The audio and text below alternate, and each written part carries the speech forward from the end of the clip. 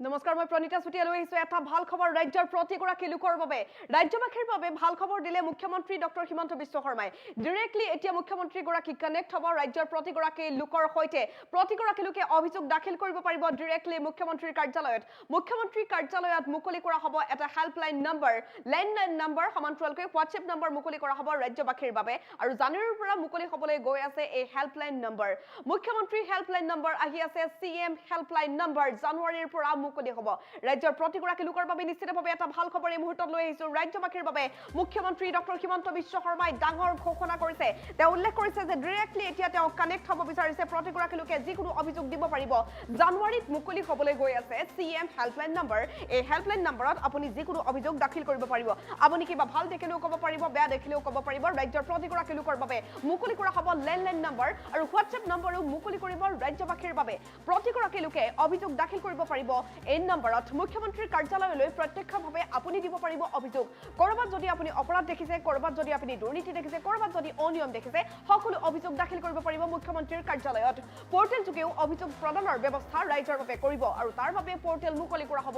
জানুৱাৰী মাহতেই আপোনাৰ অভিযোগৰ ভিত্তিত লোৱা হ'ব ব্যৱস্থা আশ্বস্ত কৰিছে মুখ্যমন্ত্ৰী ডক্টৰ হিমন্ত বিশ্ব শৰ্মাই ফেচবুক লাইভত এই কথা তেওঁ ঘোষণা কৰিছিল মুখ্যমন্ত্ৰী ডক্টৰ হিমন্ত বিশ্ব শৰ্মাই এটা ডাঙৰ ঘোষণা কৰিছে ৰাজ্যবাসীৰ বাবে যে মুখ্যমন্ত্ৰী কাৰ্যালয়ত লেণ্ডলাইন নম্বৰ মুকলি কৰা হ'ব হোৱাটছএপ নম্বৰ মুকলি কৰা হ'ব আৰু লগতে এটা পোৰ্টেল মুকলি কৰা হ'ব যিটো পোৰ্টেলত অভিযোগ দাখিল কৰিব পাৰিব ৰাজ্যৰ প্ৰতিগৰাকী লোকৰ বাবে মুকলি কৰা হ'ব লেণ্ডলাইন নম্বৰ হোৱাটছএপ নম্বৰো মুকলি কৰিব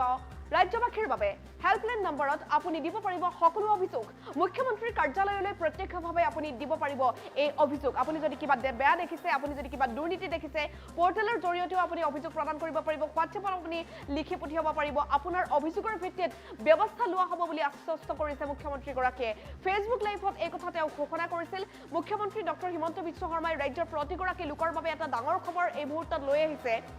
ৰাজ্যত প্ৰত্যেক মুহূৰ্ততে ইটোৰ পাছত ইটো দুৰ্নীতি সংঘটিত হৈ আহিছে ইটোৰ পাছত ইটো অপৰাধমূলক ঘটনা সংঘটিত হৈ আহিছে গতিকে প্ৰতিগৰাকী লোকে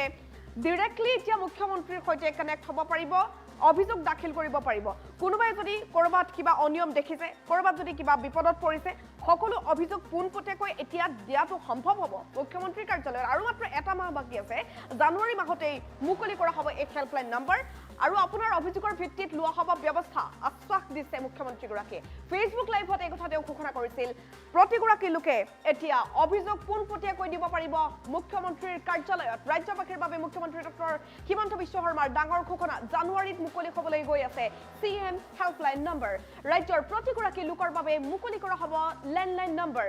লেণ্ডলাইন নম্বৰটো বিজি থাকিলে হোৱাটছএপ নম্বৰ আছে তাত আপুনি লিখি পঠিয়াব পাৰিব মুকলি কৰিব ৰাজ্যবাসীৰ বাবে হোৱাটছএপ নম্বৰো মুখ্যমন্ত্ৰীৰ কাৰ্যালয়লৈ প্ৰত্যক্ষভাৱে আপুনি দিব পাৰিব অভিযোগ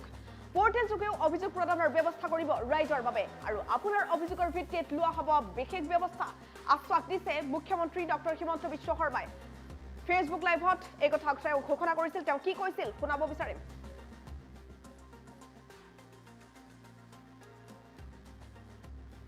জানুৱাৰী মাহত মই আৰু এটা সিদ্ধান্ত লৈছো সিএম হেল্পলাইন অৰ্থাৎ আপোনালোকৰ সৰু সৰু অভিযোগবোৰ মুখ্যমন্ত্ৰীক আপোনালোকে দিব পাৰিব এটা নিৰ্দিষ্ট লেণ্ডলাইন নম্বৰ থাকিব নিৰ্দিষ্ট হোৱাটছআপ থাকিব আৰু নিৰ্দিষ্ট এটা পোৰ্টেল থাকিব ডে টু ডে লাইফত আপোনালোকে পোৱা অভাৱ অভিযোগবিলাক মুখ্যমন্ত্ৰীৰ কাৰ্যালয়লৈ প্ৰত্যক্ষভাৱে পঠিয়াব পাৰিব তাৰো নতুন ব্যৱস্থা আমি জানুৱাৰী মাহৰ পৰা আৰম্ভ কৰিব খুজিছো ইয়াৰ ফলত আপোনালোকে মই দেখি থাকো যে বিভিন্ন সৰু সৰু সমস্যাৰ কথা কয় চৰকাৰী কাৰ্যালয়ত গ'লে নহয়গৈ মুখ্যমন্ত্ৰী হিচাপে এই হেল্পলাইনৰ জৰিয়তে মই আপোনালোকৰ লগত থিয় হ'বৰ জানুৱাৰী মাহত মই আৰু এটা সিদ্ধান্ত লৈছো সিএম হেল্পলাইন অৰ্থাৎ আপোনালোকৰ সৰু সৰু অভিযোগবোৰ মুখ্যমন্ত্ৰীক আপোনালোকে দিব পাৰিব এটা নিৰ্দিষ্ট লেণ্ডলাইন নম্বৰ থাকিব নিৰ্দিষ্ট হোৱাটছআপ থাকিব আৰু নিৰ্দিষ্ট এটা পোৰ্টেল থাকিব ডে টু ডে লাইফত আপোনালোকে পোৱা অভাৱ অভিযোগবিলাক মুখ্যমন্ত্ৰীৰ কাৰ্যালয়লৈ প্ৰত্যক্ষভাৱে পঠিয়াব পাৰিব তাৰো নতুন ব্যৱস্থা আমি জানুৱাৰী মাহৰ পৰা আৰম্ভ কৰিব খুজিছোঁ। ইয়াৰ ফলত আপোনালোকে মই দেখি থাকোঁ যে বিভিন্ন সৰু সৰু সমস্যাৰ কথা কয়, চৰকাৰী কাৰ্যালয়ত গ'লে নহয়গৈ। মুখ্যমন্ত্ৰী হিচাপে এই হেল্পলাইনৰ জৰিয়তে মই আপোনালোকৰ লগত থিয় হ'বৰ বাবে চেষ্টা কৰিম। জানুৱাৰী মাহত মই আৰু এটা সিদ্ধান্ত লৈছোঁ।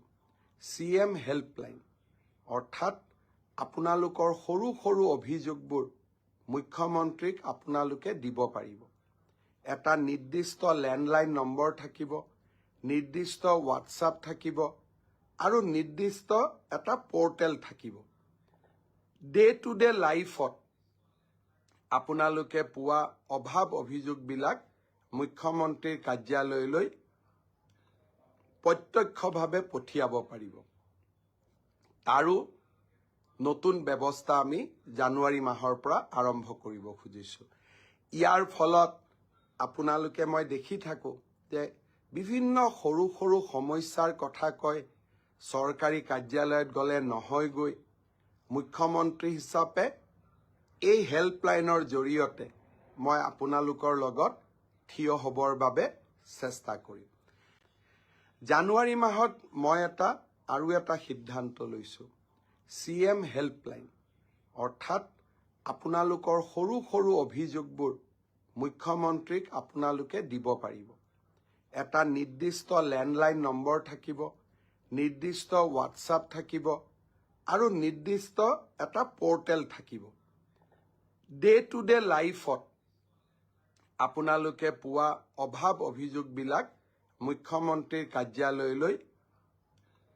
প্ৰত্যক্ষভাৱে পঠিয়াব পাৰিব। তাৰো নতুন ব্যৱস্থা আমি জানুৱাৰী মাহৰ পৰা আৰম্ভ কৰিব খুজিছোঁ। ইয়াৰ ফলত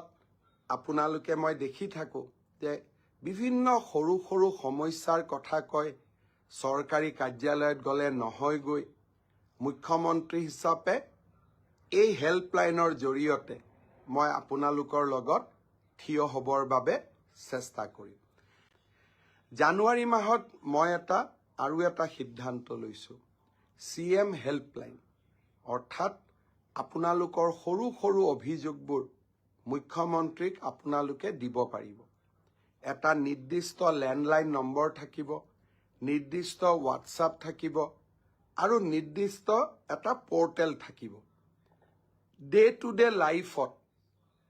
আপোনালোকে পোৱা অভাৱ অভিযোগবিলাক মুখ্যমন্ত্ৰীৰ কাৰ্যালয়লৈ